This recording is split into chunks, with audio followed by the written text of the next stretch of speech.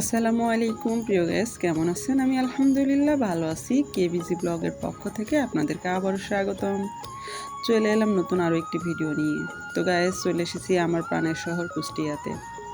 আমার প্রাণের শহর কুষ্টিয়াতে কিন্তু এক টুকরো নেপাল। কেন বললাম? আর নেপালি কোথায়, কোথা থেকে এসেছে, কত বছর হলে এখানে বসবাস করে, প্রিয় গাইস সব কিছু জানতে পারবেন আমার এই ভিডিওর মাধ্যমে। তো চলুন তাহলে দেরি না করে অবশ্যই ভিডিওটি না টেনে সম্পূর্ণ ভিডিওটি দেখা যাক। তো গাইস, আমি এখন যেখানে দাঁড়িয়ে আছি সেটা হচ্ছে কুষ্টিয়া শহরের মিলপাড়া এলাকায়। এটা কুষ্টিয়া শহরের বড় বাজার থেকে মাত্র 10 মিনিটের রাস্তা আসলে আপনারা দেখতে পাবেন এই মিলপাড়া। আর এটাই সেই মোহিনী মিলপাড়া। তো এখানেই কিছু নেপালের বসবাস। আর এরা শত বছর আগে এসেছিল এই বাংলাদেশে, এখনও তারা এখানে বসবাস করতেছে।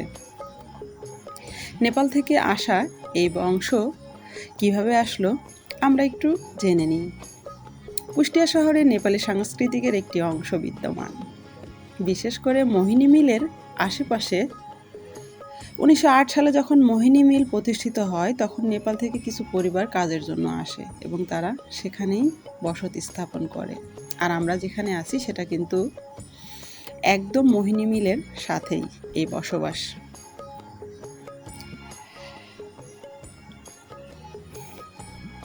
এদের মধ্যে অনেকেই ছিলেন মিলের প্রহরী। কালের বিবর্তনে মিলটি বন্ধ হয়ে গেলেও কিছু পরিবার এখনও কুষ্টিয়ায় বসবাস করছে এবং তাদের মধ্যে নেপালি সাংস্কৃতিক ও ঐতিহ্যের কিছু নিদর্শন কুষ্টিয়ায় টিকে আছে। চার ছেলে আর চার মেয়ে। এই চার ছেলে কি এক জায়গায় থাকেন?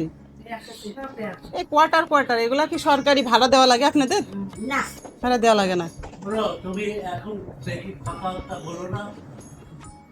হ্যাঁ, কুষ্টিয়া মিলপাড়া এলাকায় মোহিনী মেঘ নামে পরিচিত স্থানটিতে নেপালি সাংস্কৃতিকের প্রভাব দেখা যায়। এখানে নেপালি বংশোদ্ভূত মানুষ বসবাস করে এবং তাদের মধ্যে নেপালি ভাষা, সাংস্কৃতিক ও ঐতিহ্য আজও বিদ্যমান। বিশেষ করে 1908 সালে মোহিনী মিল প্রতিষ্ঠার সময় নেপাল থেকে বহু প্রহরী আনা হয়েছিল, যারা ছিলেন শক্তিশালী এবং বিশ্বস্ত। তাদের বসবাসের জন্য মিলের কাছেই এলাকাটি নির্দিষ্ট করা হয়। প্রয়াস এখনও সেই শত বছর ধরে বসবাস করছে নেপালি বংশ। বাপ দাদাদের সাথে এসে আর ফেরা হয়নি নিজের দেশে।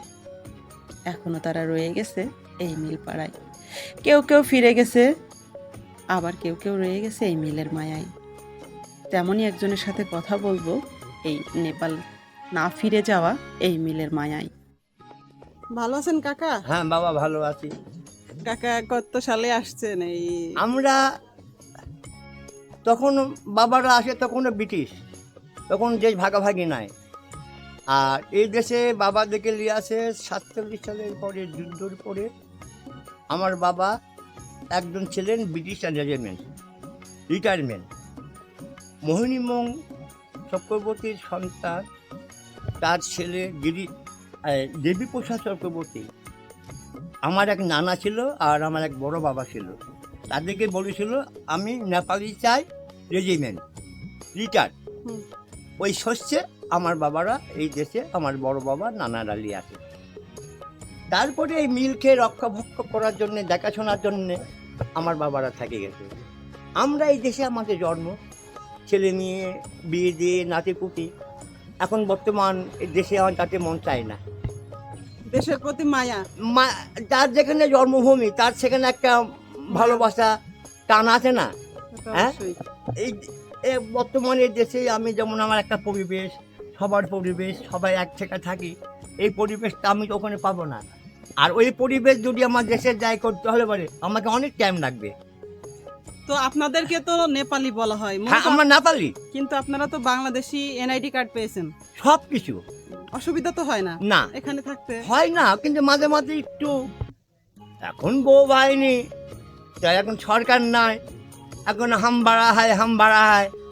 এর আগে তো কখনো কোনো অসুবিধা হয় না, হতো না। হতো না। আচ্ছা হলো, এখানে আপনারা আছেন কয়জন, মানে কতজন হবে, কয়টা পরিবার বর্তমানে?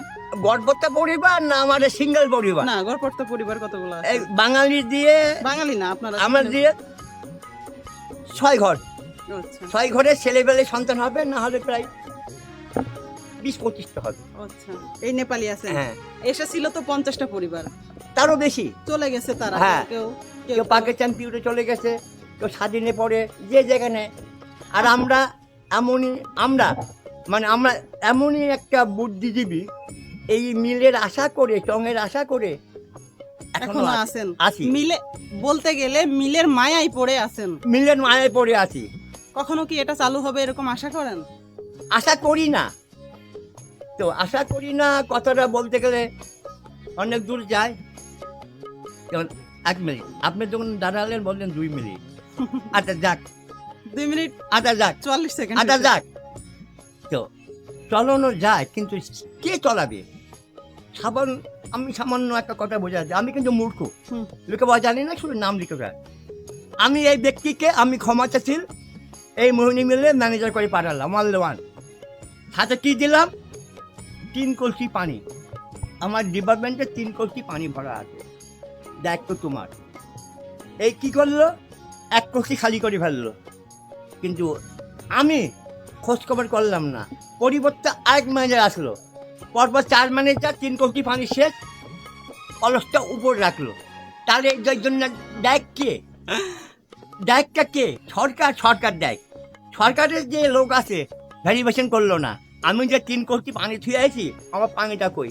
তোমরা কলসিটা উপর করে রাখলে, আমার পানি কই? আচ্ছা কাকা, কখনো মনে হয়নি যে নেপালে ঘুরতে যাই? আমি গেছিলাম একবার 5-2-82-তে, বিএনপির সময়।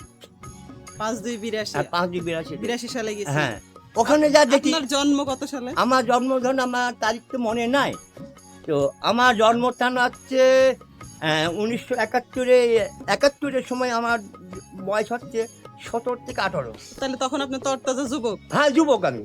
আচ্ছা, তাহলে বাংলাদেশের মায়া পড়ে আর কখনো ফেরা হয়নি? না, এখন আমার বয়স হচ্ছে প্রায় 73 বছর।